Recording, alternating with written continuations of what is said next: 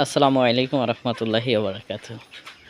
দেশ এবং দেশের বাইরে থেকে এই মুহূর্তে যারা দেখছেন সকলকে জানাই মাসরুল এগ্রো ফার্মের পক্ষ থেকে আন্তরিক শুভেচ্ছা এবং অভিনন্দন।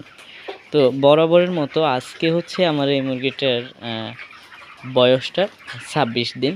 তো আপনারা যারা আমার এই ভিডিওগুলো রেগুলার দেখেন তারা কিন্তু অবশ্যই জানেন যে আমি ভিডিও করি আপনাদের জন্য, যে আমি কিভাবে লালন পালন করি সেই ব্যাপারটা আপনাদের সাথে শেয়ার করি। তবে একটা ব্যাপার আপনাদের সাথে একটু শেয়ার করব, সেইটা হচ্ছে যে আমি এই কিছুক্ষণ আগে একটা ভিডিও আপলোড করছি। সেটা হচ্ছে আসলে শীতকালে কিভাবে মুরগিটা লালন পালন করতে হয়, হ্যাঁ, এবং কিভাবে কি কি ঔষধ আপনার খামারে ব্যবহার করলে মুরগিগুলো সুস্থ সুন্দর থাকে, সেই ব্যাপারে আমি একটা ভিডিও আপলোড করছি। আমার একটা অনুরোধ থাকবে, যারা আমার ভিডিও দেখেন তারা ওই ভিডিওটা সম্পূর্ণ দেখেন, ইনশাল্লাহ ভালো কিছু শিখতে পারবেন, ঠিক আছে। আর আমি কিন্তু খামারে অলরেডি এই সব ঔষধগুলো আগে থেকে সংরক্ষণ করে রাখি, যাতে আমার মুরগির যদি আপনার কোনো সমস্যা হয় সেইভাবে প্রয়োগ করি। এবং এই যে ঔষধের কথা বলছি আমি ভিডিওতে, সেই সকল ঔষধই কিন্তু আপনার মুরগির জন্য একান্তভাবেই গুরুত্বপূর্ণ। তো আপনারা যদি না দেখে থাকেন অবশ্যই দেখার অনুরোধ থাকবে, ঠিক আছে। অনুরোধ করব যে আপনি দেখে আসেন, ইনশাল্লাহ ভালো একটা ফলাফল পাবেন। দ্বিতীয় নম্বরে আমি যেইটা বলবো আপনাদের সাথে আজকে শেয়ার করব যে আসলে এই যে 26তম দিনে আমি কি কি ব্যবহার করেছি, ঠিক আছে। আরেকটা ব্যাপার আমি শেয়ার করতাম, তবে আমার সাথে আজকে কোনো লোক আনি নাই, এই জন্য হচ্ছে শেয়ার করতে পারলাম না। সেটা হচ্ছে আপনার এই মুরগিটাকে ওয়েট দিয়ে দেখানো উচিত ছিল, তবে আমি কিন্তু ওয়েট দিয়ে দেখেছি এই যে 26 দিন বয়সে আসলে কতটুকুন ওয়েট হয়েছে। ধরেন বড় যে মুরগিগুলো আছে ওইগুলো যদি আমরা ওয়েট করি তাহলে 1 কেজি 700 গ্রামের মতো আসে, ঠিক আছে, এবং ছোটোগুলোতে একটু কম আসে। আপনারা সকলে জানেন যে একটা খামারে কিন্তু আপনার এক সাইজের মুরগি কখনোই পাবেন না, আপনারা সেম হবে না, 200-100 গ্রামের হেরফের হবে। তবে একটা কথা কি, শীতকালে যদি আপনি দেখেন যে আপনার দিন গোনেন তাহলে কিন্তু একটা ভুল হবে। দিন বলতে হচ্ছে আপনার সময়টা একটু বেশি লাগে, মানে ওয়েটটা আসতে একটু সময় বেশি লাগে, তবে খাবার কিন্তু বেশি লাগে না, ঠিক আছে। গরমের দিনের থেকে খাবার কম লাগে।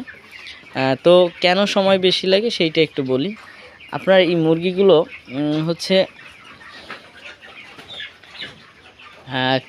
এই মুরগিগুলোতে খায় কম, ঠিক আছে, দিনে এবং রাতের বেলায় কম খায়। সেই কারণে দেখা যাচ্ছে যে আপনার দিনটা বেড়ে যায়, এমনি খাবারটা থেকে যায় সেই রকমের। এরা কিন্তু খাবারটা সেই তুলনায় খায় নাই, এখনও আপনার আনুমানিক 20 বস্তার মতো খাবার খাবে, ঠিক আছে।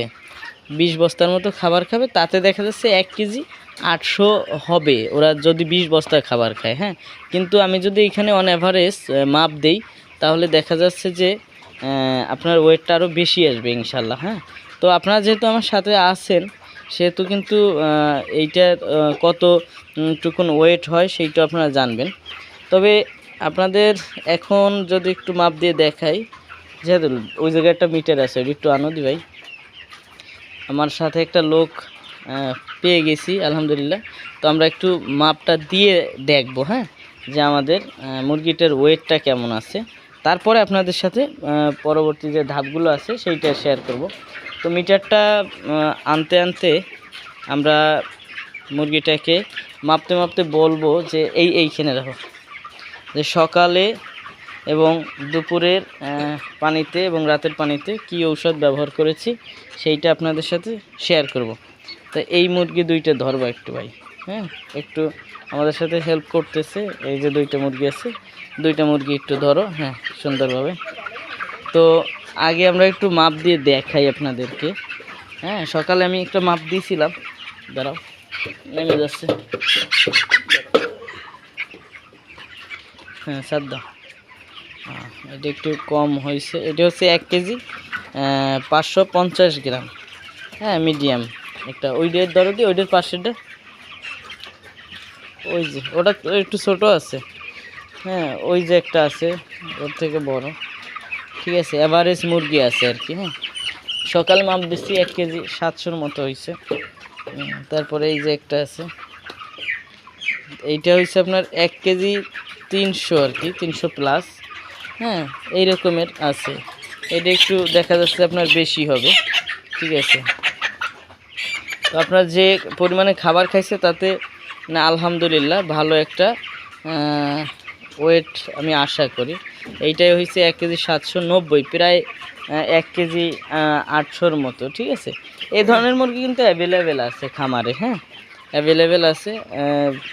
আবার দেখা যাচ্ছে যে ওর থেকে একটু ছোট মুরগিও কিন্তু আছে। তাতে দেখা যাচ্ছে 1 কেজি আপনার 600-700 এরকমের হবে। হ্যাঁ এই রকমের আছে। তো যেহেতু আমি মাপ দিয়ে নিলাম সেহেতু ভালো একটা হলো, ধারণা হলো।